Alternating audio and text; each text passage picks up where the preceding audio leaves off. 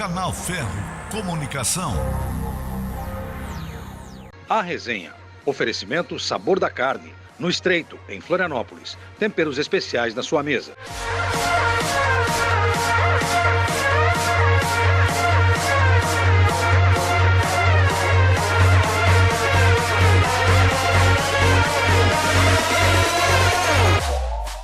Olá pessoal, hoje o programa A Resenha tem o prazer de receber um dos jornalistas mais polêmicos de Santa Catarina e quem sabe do Brasil, Paulo Brito. Opinião forte, né? Ele que nasceu em 1943, é um dos fundadores do curso de jornalismo da UFSC e também responsáveis pela criação do programa Debate Diário da CBN.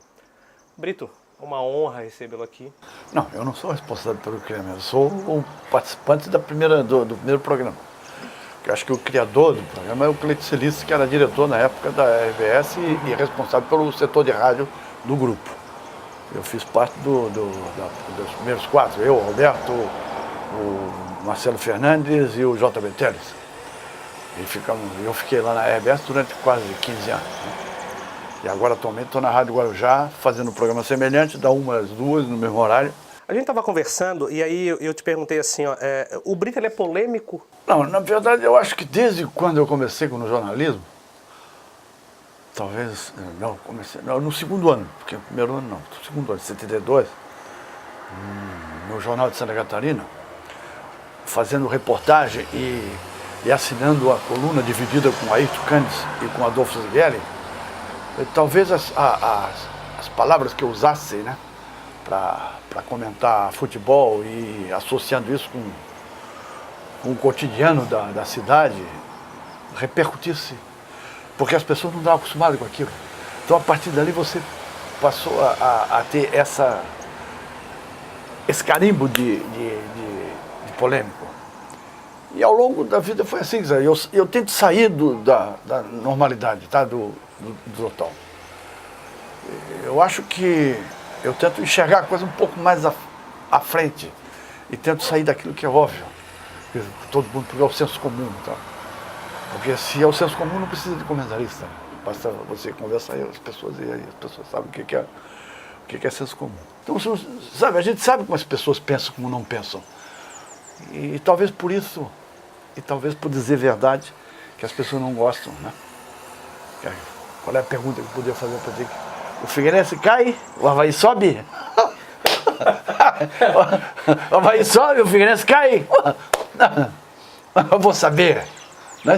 Não podia nem imaginar que você estivesse aqui no domingo. Daqui a pouco eu tenho que sair para trabalhar fazendo esse trabalho comigo. Brito, então vamos falar um pouco de futebol. Faz umas 2 semanas o Vanderlei Luxemburgo esteve no Bem Amigos. Ele causou 2 polêmicas. A primeira foi falar de uma série de que o campeonato chinês tem muito suborno. A China tem algumas coisas que não são muito legais no futebol, tanto é que apareceu aqui no Brasil agora, recentemente, negócio de aposta, algumas coisas. Você acha que estava armado o negócio? Só armado. E lá isso é constante. Armado para entregar o jogo? Para entregar o jogo.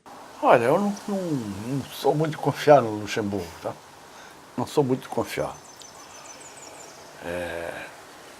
Se o Luiz Fabiano e o Jadson tivessem feito o gol, o time não subiria. E como é que tu pode articular, por maior máfia que seja, aquele momento que o jogador vai fazer, e que se tu vê as imagens, tu não tem como, de novo, facilitação. Ele tem outro dele, né, que fala do Guardiola. Exatamente, era isso que eu ia falar. Ele disse que o Guardiola é puro marketing. Eu acho o Guardiola mais marketing do que o técnico. 23 títulos disputados, 20 ganhos. Quantos o Vanderlei ganhou? Né? E ele disputa com equipes do mesmo nível, não é? Como o Vanderlei, que montava uma seleção brasileira e saía disputar título paulista e título O Vanderlei teve oportunidade no Real Madrid, né, com os Galácticos, né? Não, mas aí vai além da competência. Ele tentou fazer uma coisa que seria inovadora no futebol quando estava no Real Madrid, que era colocar o ponto no jogador. E o jogador escolhido era o Raul, que tinha ascendência sobre todos. Né? Ascendência sobre todos os jogadores do Madrid, apesar de você não colocar ele no mesmo nível dos Galácticos, não digo o nível acima dos Galácticos, tá? Mas ele... Porque a Espanha não era não tinha... o jogador espanhol não tinha tanta visibilidade como tem hoje, né? Não, Naquela sempre teve. época. Não, sempre teve. É que nós recebemos as informações que tinham sido diferente. Porque eu tive um período que eu vivi em Barcelona e a primeira coisa que eu fiquei surpresa foi da paradinha. Porque eu vi sabe, tinha um programa de televisão, eu acho que tu não era nem nascido, a maioria que vai ouvir esse programa não era nascido, que era com o Jota Silvestre, Essa é a Sua Vida, tá? E passava a história da vida. E lá na TV da Espanha, na TV da Catalunha, porque tinha a TV espanhola e tinha a TV na Catalunha, que era tipo uma TV estadual, e a outra era nacional. E passou a história do jogador chamado, deixa eu ver se eu não me lembro, veio o nome dele, me esqueci agora, um jogador húngaro, ai meu Deus, coisa de velho que começa a esquecer o nome. Kubala, tá? Kubala, que foi um dos 3 húngaros que fugiram da Cortina de Ferro e se estabeleceram na Espanha. Os 2 foram para Madrid e o Kubala ficou em Barcelona. Tanto que a construção do estádio atual do Barcelona, que está sendo reformado, vai ser reformado, foi construído justamente para ver o Kubala jogar, que era o Pelé da época. E aí passa a vida do Kubala, como foi, não foi? Tem a questão política, a fuga deles, essa história toda. A maior seleção que perdeu para a Alemanha em 64, essa história toda, a história. Aí de repente aparecem as imagens dele, um pênalti, ele faz a paradinha. Ué? Eu, de novo, fiz assim. Como é que é? Paradinha. Pô, mas todo mundo disse que foi o Pelé que inventou a paradinha. Pô, isso aí é antes do Pelé, cara. Santo Pelé virar jogador do Santos. Isso é 40, 50. O Pelé surgiu no final de 50, 58, 56, 57. Ué? Isso aí também tu leva um choque. Então, aí você tem pouca imagem, pouca divulgação hoje, na televisão, pro canal, você tem um monte de canal, tem televisão especializada em esporte. Aí você começa a assistir tudo isso aí. E você começa a perceber tudo isso aí. Mas, na verdade, a gente não tinha informação, a gente era ignorante. Era mais ou menos quando eu morava aqui, quando eu era criança. Você não sabia nada do que está acontecendo. A história do telefone que eu te contei. Tá? Então se eu for te contar a história hoje, né? Se a pessoa for voltar no meu tempo, para achar que isso aí é ficção, né? Que isso não existia, verdade. Porque acha que está tudo pronto. Não é exatamente assim, a coisa vai evoluindo aos poucos. Até o teu primeiro telefone celular. Meu era um Ericsson desse tamanho. Não cabia no bolso da calça. Então, voltando ao Luxemburgo, ele estava no ostracismo, recebeu a oportunidade para fazer uma declaração, fez a declaração, tentou misturar as coisas. O frango com recheio especial, a costela suculenta, a maminha recheada, a fraldinha e o contrafilé a seu gosto. São delícias do Sabor da Carne que atende você nos finais de semana e feriados. O buffet com petiscos e o caldinho de feijão. Tudo isso com atendimento familiar. Sabor da Carne na Rua Fúvia Dulce, no Estreito. Encomendas pelo 8417-7268. Sabor da Carne, o tempero especial na sua mesa. Falando em futebol ainda, Brito, vamos entrar aqui um pouco em Santa Catarina. Nós tivemos uma hegemonia muito grande do Figueirense no início dos anos 2000, até 2008. O Avaí veio 2009, 2010. O futebol da capital predominou durante muito tempo. Tivemos o Criciúma, né, campeão da Copa do Brasil no início dos anos 90. E agora nós temos a Chapecoense. O Joinville deu uma subida e caiu e está prestes a cair para a Série C. O futebol de Santa Catarina, ele vai continuar crescendo ou ele vai parar por aqui? As más gestões de alguns dirigentes, eles vão deixar o... Por exemplo, a Chapecoense ela vai continuar crescendo, pelo que o Sandro Palaoro está fazendo lá, e todo o comércio, a torcida que abraçou a Chapecoense. O futebol da capital deu uma parada, sobe e desce praticamente todos os anos. Criciúma também deu uma estagnada, e o Joinville que subiu, e todo mundo achou que o Joinville ia ser uma ascendente e está praticamente voltando para a Série C. O futebol de Santa Catarina, ele vai parar ou ele vai continuar crescendo? Houve um crescimento a partir do instante que você teve 4 ou 5 equipes na Série A. Ele continua crescendo a partir de que você tem 4 ou 5 equipes disputando Série B e Série A. E você tem alguns aí ascendendo na Série C. Mas é que o futebol atual está sofrendo uma transformação muito grande a partir dessa mudança que vai haver na Libertadores. Eu, como sou vem de longe, como dizia o Leonel Brizola. Eu sou do tempo em que na capital tinha 10 clubes. Hoje tem 2.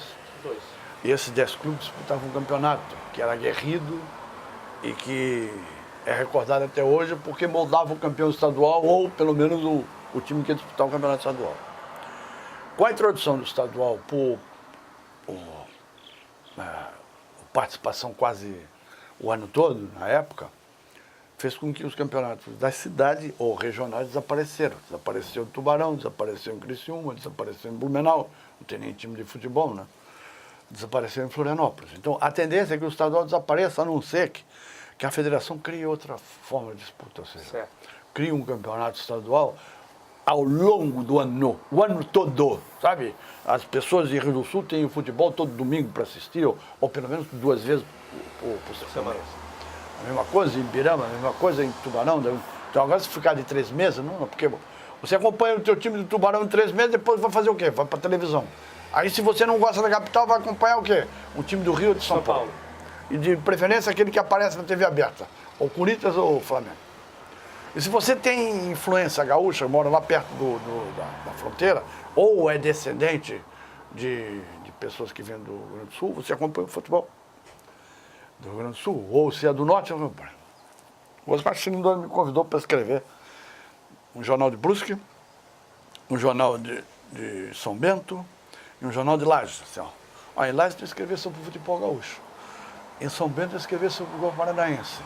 Em Brusque eu escrevi sobre o futebol carioca. Sim, o catarinense. Não pode. Por quê? Porque não tem a cultura disso aí. Né? Você não desenvolve, você passa a ser um provinciano. Você depende do que acontece na metrópole. Ou naquela cidade que você tem influência. Como o pessoal da Palhoça e São José torce para que time? Vai o Figueirense. Por quê? Por que eles não têm time? Porque não tem time. Porque eles não têm time, porque eles não têm futebol. Né? Então é por aí. E porque eles estão ligados a Florianópolis, eles trabalham em Florianópolis, para conversar contigo tem que falar de Avaí e Figueirense. Exatamente. Né? Antes ele falava de Vasco e Flamengo, hoje não, hoje tem que falar de Avaí e Figueirense. Então eles estão sempre para Avaí e Figueirense.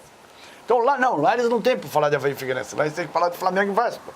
Lá eles têm que falar de Atlético e Curitiba, tem que falar de Grêmio Internacional. Até que aparece uma Chapecoense, ia aparecer um cara no meio que fez atrapalhar toda a situação, usando o treinador. Né? Pô, eu sou Chapecoense, sou Grêmio, eu sou Internacional. Então muda isso, essa coisa. Então essa mudança da Libertadores pode fazer com que os times que disputam o brasileiro deixem de disputar o campeonato estadual. Que já é essa tendência da Liga aí, que é esse negócio de Liga... Miguel. Para mim é Miguel. Isso aí é para Miguel. Você não progride isso. Se o estadual já é ruim, essa Liga também vai ser ruim, por quê? Já não disputa... a Liga começou com 8, já tem 16. Já não disputa a Copa do Brasil com titular, já não disputa a Sul-Americana titular, vão disputar essa Liga com o quê? Sabe? Eles não sabem o que é. Eles entram para a competição, mas não querem disputar. Ou entram e tem problemas. Então, essa a mentalidade dos dirigentes tem que mudar também, que são amadoristas. O nosso calendário tem que mudar? Não, tem que ser proprietário. Sabe? Você tem que ser proprietário. Então, eu boto meu dinheiro, eu quero controlar o meu dinheiro. Eu quero produção. Não é? Dependendo, se cair para a segunda, subiu. Vamos pegar o Wilfredo. O Wilfredo subiu o Figueirense para a Série A. O maior presidente do mundo. Agora o Wilfredo vai cair para a segunda. É o pior, tem que trocar, tem que botar outro. Não é assim, funciona. Essa vida não é assim. Então, é essa a questão. Então, essas são umas das questões para tu começar a pensar a respeito do como vai ser o futebol no futuro. E a outra é a interferência no espetáculo, né? O espetáculo da empresa, da indústria de entretenimento, que é isso que nós estamos fazendo. Você está entretendo as pessoas e ouvir o que eu estou falando e o que eu não estou falando. Se concordar ou não concordar, é problema de vocês. Mas é a indústria de entretenimento. E essa indústria de entretenimento está pagando para se jogar. Mas tem um detalhe. Ela paga, mas desvaloriza aquilo que ela está pagando para fazer.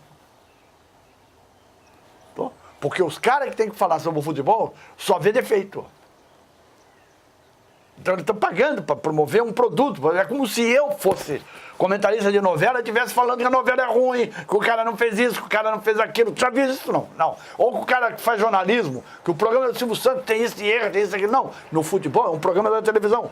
Vamos pegar a Globo, por exemplo. Programa da Globo, todo domingo, 4 horas da tarde. Daqui a pouco, agora é 5 horas da tarde, 4 horas de verão. Aí os caras dizem, não, é isso, o juiz é isso, o jornal mandando. Só crítica, só negativo, não tem nada positivo. No tempo atrás, e outro dia eu recebi, Você elogiava os dribles do Zico, a jogada do Zico, o gol do Zico. Ah, mas não tem mais o Zico. Não tem sim. Tem, porque tem às vezes quando aparece um gol bonito, mas você fica procurando erro de arbitragem, você fica procurando o culpado da derrota, você fica procurando o culpado da administração do clube, você fica procurando o culpado da administração. E além disso, você fica vendendo os seus artistas, fica negociando os seus artistas. Você revela jogador não para formar sua equipe, você revela jogador para ganhar, para pagar um velho em fim de carreira jogar no seu time. Porque ele tem uma imagem que você quer. Como daqui a pouco o Brito tem que trabalhar, eu vou fazer uma sabatina aqui com ele rápida. O Brito é muito polêmico e eu sei que ele não vai fugir disso. Avaí sobe? Tá rindo? Ainda há pouco eu estava dizendo para ele assim, quantas pessoas na rua, ele faz uma pergunta, 3 perguntas. Agora não, faz 3 perguntas. Que time eu torço? Se o Avaí vai subir, se o Figueirense vai cair? Não sei, cara. Figueirense cai. Como é que eu vou saber, cara? Como é que eu vou saber? Porque assim, o futebol é uma vida, eu não sei o que vai acontecer daqui a pouco, entendeu? Eu não esperava vocês aqui hoje. Apesar do Ferro estar me caçando aí faz uns 3, 4 meses. Está me caçando para cá para dar entrevista. O impeachment da Dilma foi bom para o Brasil? Não, sabe por que é bom para o Brasil? Não vou mudar nada, cara. Eu botei outro dia, não me provoca, eu botei outro dia uma nota no Facebook. Eu botei uma nota no Facebook que é o seguinte, ó. Eu quero ver o circo pegar fogo, só muda se o Trump? O Trump não? Foi eleito. Esse aí muda. Porque se for ele não muda nada, continua a mesma coisa. E a ave de rapina, ela interferiu nas eleições Não, interferiu na vida de um monte de gente, né? Porque até agora não tem processo, cara. Até agora não tem processo. Ou seja, não tem nada, tem que ter um processo, um inquérito para entregar para o juiz. O que teve foi investigação e denúncia. Sabe? E isso está num filme, numa série chamada Billions, em que um promotor público de Nova York diz assim, ó, você vai lá e divulga que o fulano é isso, não precisa provar. Simplesmente por sair na imprensa, ele já virou corrupto. Isso aí. Esse é Paulo Brito, gente. Se vocês puderem ter a oportunidade de conversar com ele, é uma enciclopédia. O programa A Resenha fica por aqui. Até a próxima, pessoal.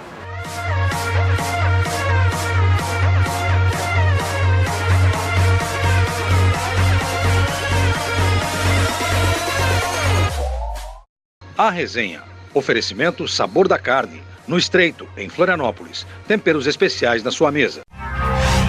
Canal Ferro Comunicação.